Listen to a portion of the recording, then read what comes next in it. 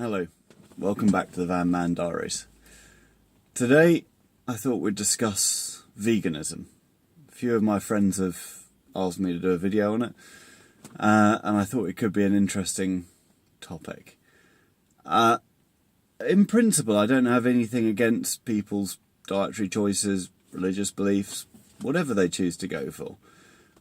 Vegetarians, they quietly go about their lives. They'll ask for the vegetarian options of a menu. They're quiet, calm people who just go about their business. But vegans seem to be quite another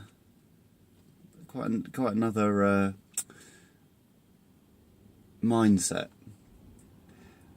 I suppose going back to the religious analogy, a vegan is like a crusader. And I think we all know that when they went on the Crusades, they weren't very well received.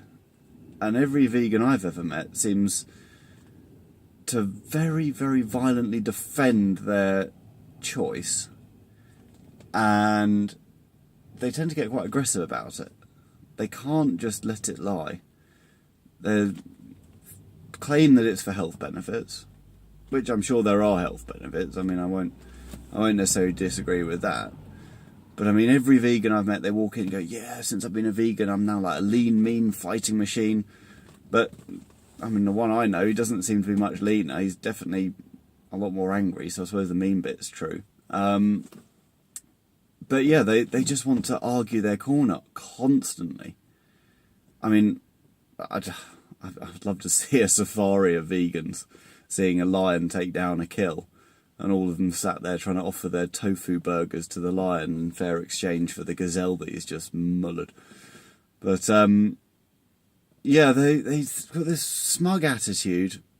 They stroll around, higher than thou, looking down on everyone that does enjoy a steak. Yet, as a friend of mine quite correctly pointed out, not everything, obviously, you've got cabbages, lettuce, the usual vegetables that people eat, but all the other vegan alternatives, they're not vegan food.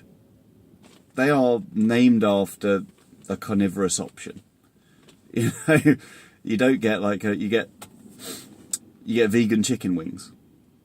You get vegan pepperoni. You'll get a vegan steak.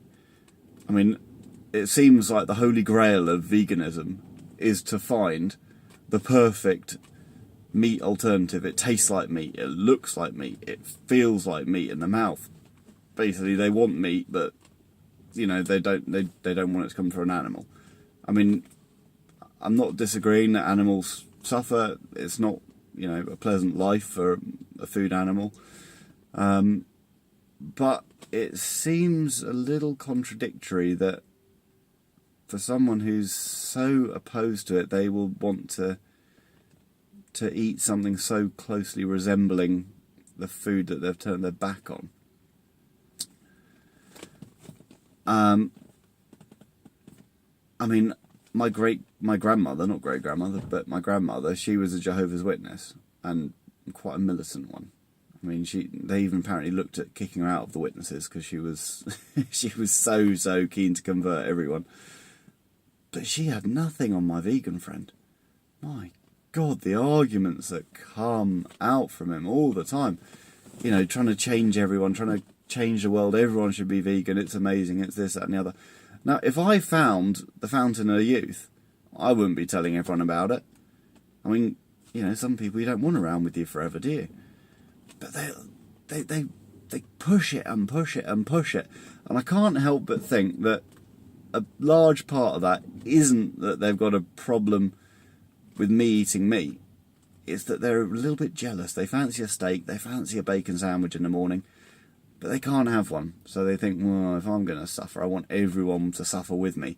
Or they like to keep rehearsing the argument that they keep telling themselves of why they should stick to it, because they know when they go back and order a steak one evening, their friends are going to ridicule them for giving them such a hard time for the 6 months that you did play vegan.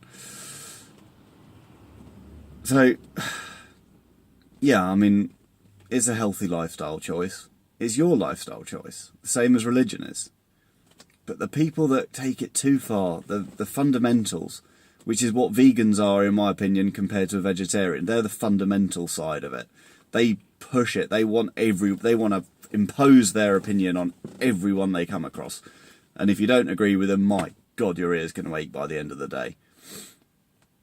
I mean, I think one thing that they need to take back and digest and think about is, how well were the Crusaders received when they went to spread the word of the gospel to the heathens? Not very well. People have their own opinions. They have their own way of life. They have the things they like, the things they don't like, the way they live. And you need to let them get on with it, the same way that you want people to let you get on with your veganism. My last point, and this doesn't apply to all, obviously, but I met some people that had recently turned to vegan many years ago, and it turned out they were pregnant, and I asked them, will you be raising your child as a vegan? And they said, well, yes, of course we will. But you've got to give a choice. You've chosen this path. It's not for you to impose on someone else. You can give them vegetable food, but if they request a steak, you've got to give it to the child, because generally the harder you push in one direction, the harder they'll push back in another, which could lead to all kinds of problems. I mean, you know, a child who's not allowed to eat a steak might go out and become a serial killer. I mean, you know, bloodlust is bloodlust, and if you just let them have a rare steak every now and again, it might satisfy it. Who knows? Anyway, that was a very extreme example. And yeah, well, I hope you've enjoyed the video. I've got a few more topics that I'm thinking about. Anyway, see you next time. Cheers. Bye-bye.